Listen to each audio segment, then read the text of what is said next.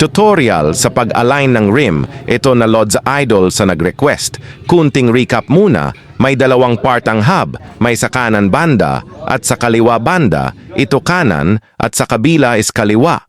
And back to align mga Lods kung paano ba gawin, una pa ekotin ang rim para makita kung saan higpitan or luwagan, gaya nito, parang kumembot siya sa kaliwa banda. At ito ay sa kanan banda. Ibig sabihin yan, Lods kung sa kaliwa siya nagwawagol ang rim understood.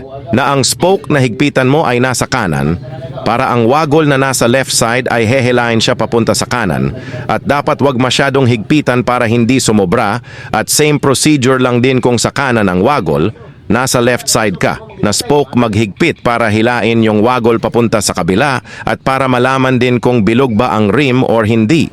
Sa pag-align mo, dito mo sa ilalim, i-check kung didikit ang rim sa may level.